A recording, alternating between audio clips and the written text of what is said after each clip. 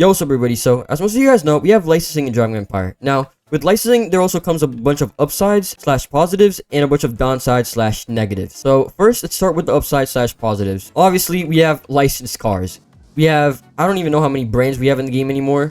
I'll put it up on the screen or whatever. We have a bunch of brands, but just to name some of them, we have Zenvo, we have McLaren, we have Pagani, we have Apollo. We have a bunch of brands in the game. We have Jaguar. Those are only just a few to name, but obviously that's the biggest benefit, licensed cars. And obviously with this comes very accurate detail.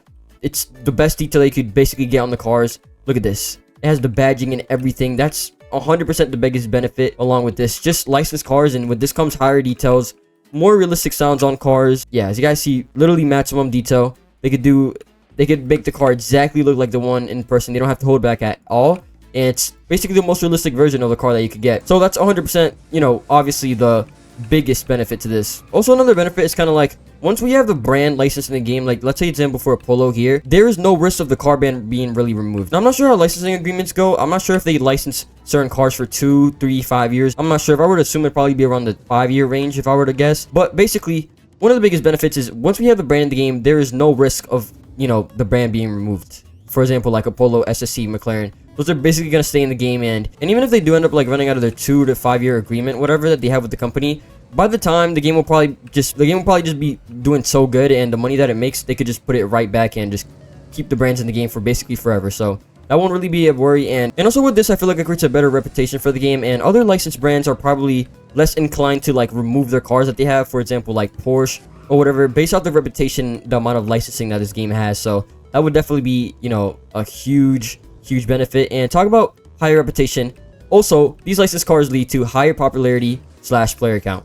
And yeah, I mean, if you guys have just seen the last couple months, Driving Empire has been at its absolute peak in terms of players, and it has been doing the best that it ever has with these licensed cars that we have been getting, all these different brands: Hennessy, SSC, Pagani, Audi, Jaguar, just Range Rover. I mean, yeah, just a bunch. I'm not sure much people care about Land Rover, but you guys get the point. We have a bunch of big brands, and yeah, with all these brands getting licensed to Driving Empire, the game has been doing like really well, and has made the greatest comeback. And yeah, it's currently at its peak with players, and it's been doing really well. It's been up. It's been averaging about like 20 to 25k every single day. It's been doing really well, and even sometimes gets up even like 35 to 40k for big updates. If it's featured on the homepage, for example, like Roblox Innovation Rewards, I think it got all the way up to like 62k. That was a peak that we reached, I'm pretty sure, very recently, because Roblox Innovation Rewards put Driving Empire as the homepage. So yeah, and for the Roblox Classic event, we had over 50,000 players. So the game has been doing amazing. Licensed cars have led to more new people finding the game, and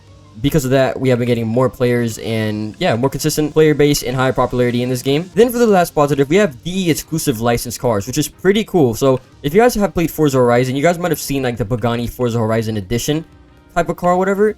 And we kind of have something similar to that. We have a 2006 CVR Cigars Driving Empire Edition. So with us getting licenses, this means that, you know, not every brand is gonna be like on par with this and accept it, but we have a special Driving Empire Edition car here. This is exclusive to Driving Empire. It's a Driving Empire exclusive licensed car. And with this in the future, we could probably be seeing more just Driving Empire exclusive cars. So that's a huge benefit. It's just, yeah, Driving Empire exclusive licensed kind of like assets, items slash cars that's only unique to Driving Empire and exclusive for Driving Empire, which is really cool, and just, yeah, really nice.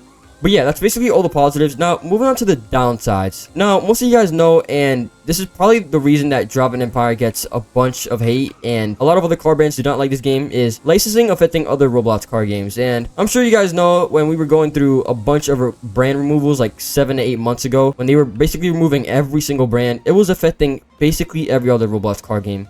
To name some, Greenville, Southwest Florida, Vehicle Legends, all those games like that, it was affecting them majorly. Basically, all the brands that got removed from, like, us got removed from them. So it was affecting them very heavily, which honestly sucked. I do feel bad for that, but definitely huge downside, which is probably going to keep happening, to be honest. As we license more and more brands, it will probably get removed from other games, other Roblox car games, which sucks. But yeah, I mean, yeah. Then there's rare cars being removed slash kind of having no rare cars in the future. I'm sure most of you guys know, with the McLaren update, this was definitely a huge issue. Not a huge issue, but it definitely upset some players. Because with the McLaren update, we basically got a huge chunk of the rare cars that we have left in the game removed. We got the McLaren P1 GTR. We got the McLaren P1 GT. The McLaren Senna GTR, which was like a really rare car. And the McLaren Senna Canum. Kind of those cars like that. Those were still kind of like semi-rare cars. For like example, the P1 GT, Senna Canum. Like, those were like still considered rare cars. And the Senna GTR was probably one of the rarest cars that we had in the game, 100%. So that was, yeah, with the McLaren update and with future updates, a downside of licensing is more and more rare cars are going to be removed. Very soon, there will be no rare cars in the future, which is very sad, to be honest. I won't lie. I mean, unless Java Empire makes like a license limited for 25 million, I guess it will kind of be, you know, limited or whatever, like rare. But like, as of now, literally the rarest car we have is this, which is from the Jaguar event. You had to buy all the Jaguars, and only 3 dozen of this sold, which is actually not bad. It actually makes it kind of semi-rare in my opinion. But besides that, basically everything is selling a bunch. Like, everything's not really that rare. A bunch of people are getting it, and in the future there will be no more rare cars, which is pretty sad. I do feel bad for the older players, you know. It definitely sucks, but you know, we still have some in the game, like the Porsche 911 RSR. We have the T50, other cars like that. Then we have limited customization. So if we just pull out a Hennessy real quick, for example, just the base normal Hennessy Venom F5. Some of the restrictions with this is, as you guys see here, there's a lot less options for like what you could do to the car. We have paint. You can do custom paint, which is pretty cool. Interior, you can basically do anything you want. Rims, you can basically do every rim. But wraps, as you guys see, unavailable for this license model, as it says here. License plate, you can change the license plate, but you can't change the name, which is another restriction. Calipers, and yeah. And if we go over to like an unlicensed car, and as you guys see here, we have a bunch of options. Now, other cars do have this. Hennessy is the only brand that doesn't have underglow nitrous effect. So most of, like, basically every licensed car have like underglow nitrous effect in headlights. But besides that, I'm talking about kind of like customization, where you go over here to performance, and you can't change the suspension on any of the licensed cars. You can't really do that. You can't change the camber, like the camber on any of them, and the offset, kind of things like that. And yeah, I mean, you can change the drivetrain. You can basically do everything else, but some of the licensed car brands are limited wraps. For example, like Pagani doesn't do any wraps. It's only like colors that they allow you to choose. You can't do any custom colors on the Pagani. So there's definitely some limitations to that. And kind of for the last negative, as you guys see here, you could do jobs. You could do security. Look, taxi driver. I could make this either a police car or a taxi car, whatever. But obviously you cannot do that with licensed cars. And kind of what we have in the game mostly at the moment is licensed cars. So the problem with this is it kind of makes game passes like useless and like less irrelevant.